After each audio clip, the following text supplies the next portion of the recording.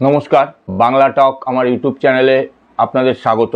বেশ কয়েকদিন মাঝখানে বিরতির পরে আজকেও আমি আপনাদের সামনে আমার ভিডিও নিয়ে উপস্থিত হয়েছি। ভিডিওর শুরুতেই আমার আবেদন আপনাদের কাছে, আপনারা আমার এই ইউটিউব চ্যানেলটিকে সাবস্ক্রাইব করুন। আপনাদের গুরুত্বপূর্ণ মতামত আমার ভিডিওর কমেন্ট বক্সে লিখে জানান।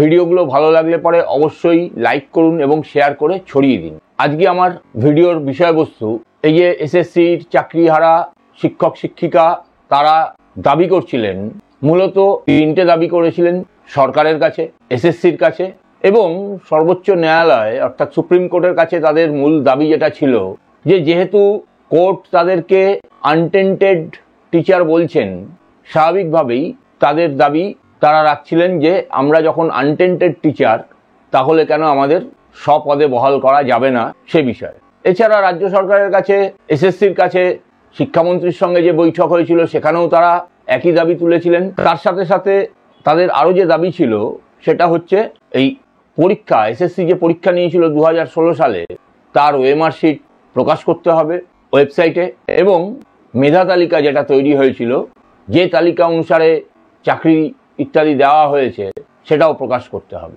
এর পরিপ্রেক্ষিতে মুখ্যমন্ত্রী কিছু আশ্বাস দিয়েছিলেন, বিভিন্ন রকম প্ল্যানের কথা বলেছিলেন এবং তিনি পরিষ্কার জানিয়েছিলেন যে কোনো শিক্ষকেরই যারা আনটেন্টেড টিচার তাদের কোনোভাবেই চাকরি যাবে না, সেই চাকরি যাতে বহাল থাকে তাদের সে বিষয়ে মুখ্যমন্ত্রী, রাজ্য সরকার চেষ্টা করবেন, সর্বতোভাবে লড়বেন এবং এক গুচ্ছ প্যানেল প্রকাশ করেছিলেন আইনজীবীদের, যারা সুপ্রিম কোর্টের রিভিউ পিটিশনে রাজ্য সরকারের হয়ে অংশগ্রহণ করবে।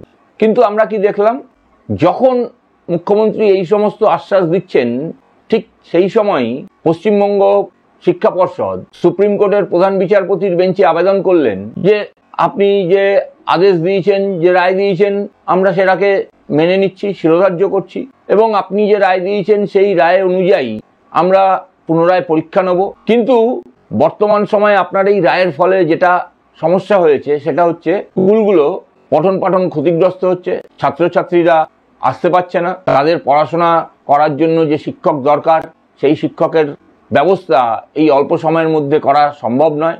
ফলে যারা আনটেন্টেড টিচার তাদেরকে এই শিক্ষাবর্ষ পর্যন্ত পড়ানোর সুযোগ দেওয়া হোক।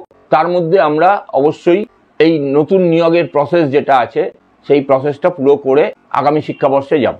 গত 17 তারিখে এই আবেদনের ওপরেই প্রধান বিচারপতির বেঞ্চে শুনানি হয় এবং শুনানিতে পর্ষদ যে কথা বলেন, যে আবেদন করেন, সেই আবেদন প্রধান বিচারপতি মেনে নেন। এখানে উল্লেখ করা যায় যে প্রধান বিচারপতির এই শুনানিতে সেদিনকার এসএসসির পক্ষ থেকে, পর্ষদের পক্ষ থেকে, রাজ্যের পক্ষ থেকে বিশিষ্ট আইনজীবীরা উপস্থিত ছিলেন, তারা তাদের ব্যাখ্যা দিয়েছেন।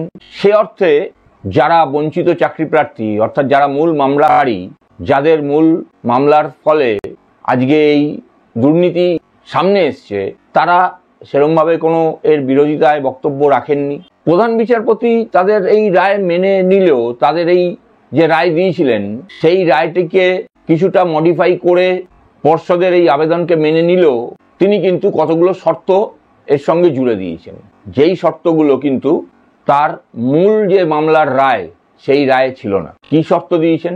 এই আনটেন্টেড টিচাররা 31শে ডিসেম্বর অবধি এই শিক্ষাবর্ষ মেয়াদ অবধি শিক্ষকতা করতে পারবেন, তারা মাইনেও পাবেন। কিন্তু রাজ্য সরকার, এসএসসি এবং পর্ষদকে 31শে মের মধ্যে নতুন নিয়োগের বিজ্ঞপ্তি প্রকাশ সহ যাবতীয় যে প্রশাসনিক কাজ সেই কাজগুলো সম্পন্ন করতে হবে এবং শুধু সম্পন্ন করলেই চলবে না, এই বিজ্ঞপ্তি প্রকাশের যে ডকুমেন্ট অর্থাৎ তারা যে কাগজে বিজ্ঞাপন দেবেন বা যে মাধ্যমে বিজ্ঞাপন দিচ্ছেন সেই ডকুমেন্ট সহ কোর্টের কাছে হলফনামা দিয়ে জানাতে হবে যে 31শে ডিসেম্বরের মধ্যে তারা এই নিয়োগ প্রক্রিয়া সম্পন্ন করবেন। অর্থাৎ নিয়োগের জন্য পরীক্ষা, ইন্টারভিউ, যা যা প্রক্রিয়া থাকে সেটা কমপ্লিট করে মেধা তালিকা প্রকাশ করে যারা যারা উত্তীর্ণ হবেন তাদেরকে অ্যাপয়েন্টমেন্ট লেটার ধরিয়ে দেবেন। এখানে সবথেকে উল্লেখযোগ্য বিষয় যেটা, তিনি কিন্তু এই আনটেন্টেড টিচারদের সঙ্গে যারা গ্রুপ সি, গ্রুপ ডি ছিলেন তাদেরকে মিলিয়ে ফেলেননি। পরিষ্কারভাবে তিনি উল্লেখই করে দিয়েছেন যে গ্রুপ সি এবং গ্রুপ ডি এরা আর চাকরিতে বহাল থাকবে না। গোটা group C group D panel যেটা ছিল সেই প্যানেলটা বাতিল।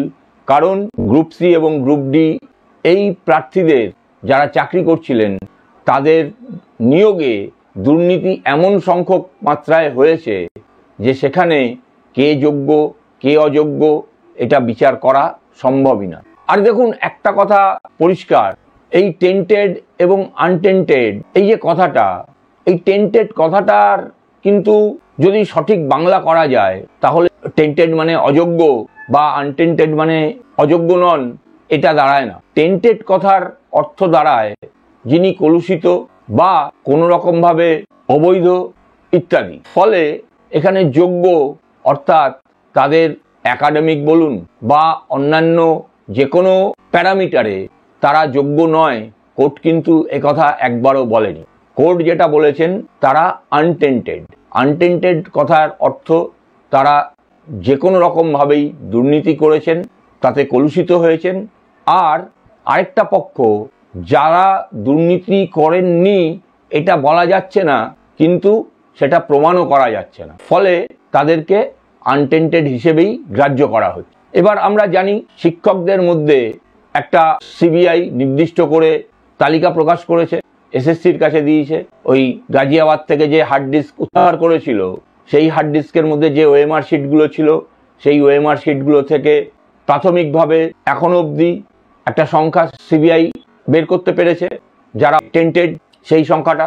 গ্রুপ সি গ্রুপ ডির ক্ষেত্রেও এরকম রয়েছে, কিন্তু মোট গ্রুপ সি এবং গ্রুপ ডির যে ওই প্রায় 6000-এর মতন পরীক্ষার্থী ছিলেন যারা পাশ করেছিলেন, যারা চাকরি করছিলেন, তার মধ্যে টেন্টেড সংখ্যাটা এত বেশি যেটা কোর্ট মনে করছে যে বাকি যে আনটেন্টেড সংখ্যাটা রয়েছে সেই সংখ্যাটার মধ্যেও প্রচুর এরকম থাকতে পারে। ফলে তাদেরকে স্কুলে যাওয়া তাদের পক্ষে সম্ভব না, তাদের চাকরিটা সেদিনকেই শেষ হয়ে গেল।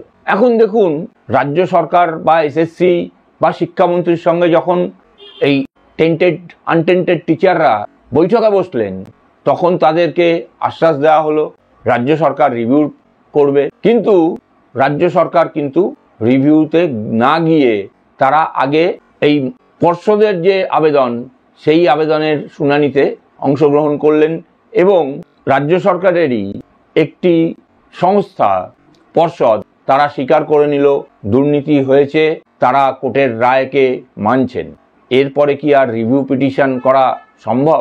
আইনজীবীরা বলছেন যে যেটুকুনি রিভিউ পিটিশনের করার প্রভিশন ছিল, যদিও রিভিউ পিটিশনের করলেই যে রায় পরিবর্তন হয়ে যেত বিষয়টা এরকম না, সেই সম্ভাবনা খুবই ক্ষীণ ছিল। কিন্তু এই শুনানির পরে রিভিউ পিটিশন করার যে জায়গা, সেই জায়গাটাও রাজ্য সরকারের ক্ষেত্রে আর থাকলো না। অথচ তারা কিন্তু শিক্ষকদের যারা চাকরি হারিয়েছেন, কলুষিত নন, এই সংখ্যা যেটা রয়েছে ওই 17,000 সামথিং এর মতন, তাদেরকে বরাবর বলে এসছেন যে আমরা তোমাদের সঙ্গে আছি, তোমাদের হয়ে আমরা রিভিউ পিটিশন করব। তাহলে এখন বিষয়টা দাঁড়ালো কি? কার স্বস্তি হলো? এই রায়ের পরে মুখ্যমন্ত্রী বলেছেন যে যাক 7-8 মাস টাইম পাওয়া গেল, আমরা যেটা ভাবছিলাম কি করে এদেরকে মাইনেটা দেবো, এদের কি করে কাজে টিকিয়ে রাখবো, সে বিষয়ে অন্তত 7-8 মাস সময় পাওয়া গেল, কিছুটা স্বস্তি পাওয়া গেল। কার স্বস্তি? কিসের স্বস্তি? কোর্ট কিন্তু একবারও বলেননি যে এই আনটেন্টেড টিচার যারা তাদেরকে পরীক্ষা ছাড়া আবার স্বপদে বহাল করা যাবে।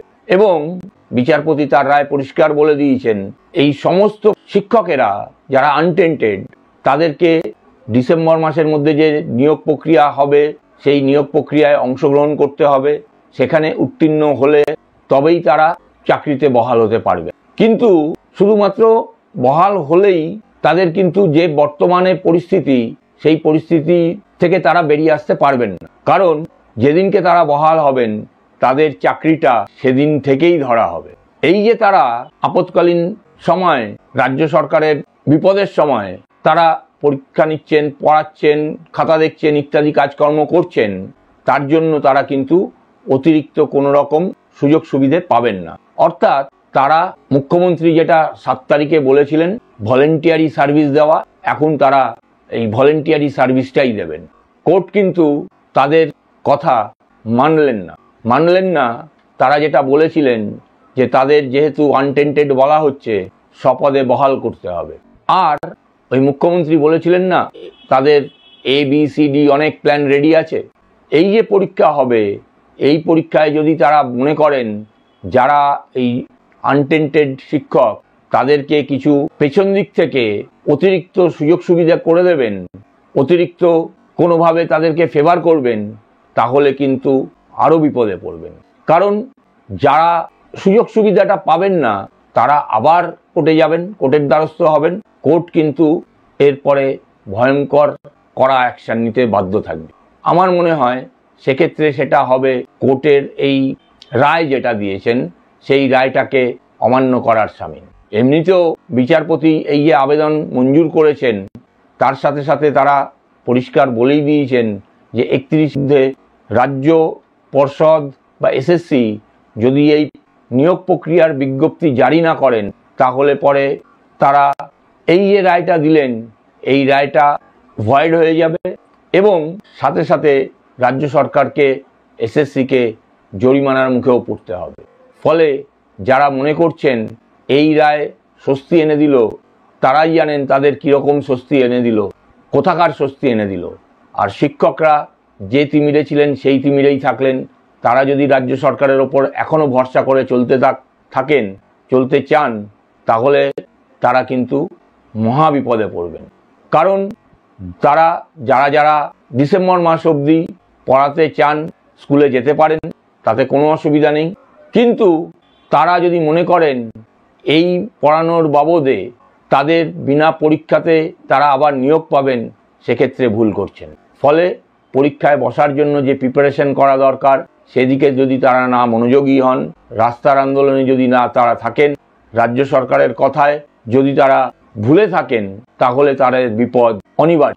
এবং তাদের বোঝা উচিত এই আরজি করে জুনিয়র ডাক্তারদের যখন আন্দোলন চলছিল তখন তাদের কত রকম আশ্বাস দেওয়া হয়েছিল, আজ পর্যন্ত কিন্তু তাদের কোনো আশ্বাসেই সুরাহা হয়নি। ফলে আগামী দিনে তারা কি করবেন, কিভাবে তাদের দাবি দাওয়া আদায় করবেন, সেটা তাদেরই ঠিক করতে হবে। কিন্তু তারা যাই করুন, শিক্ষকতার চাকরি করতে গেলে তাদের নতুন যে পরীক্ষা আসছে সেই পরীক্ষায় অংশগ্রহণ করতেই হবে। এছাড়া আর কোনো পথ নেই। অবশ্যই আপনারা আপনাদের মতামত লিখে জানান। আজ এখানেই শেষ করছি। নমস্কার, ধন্যবাদ।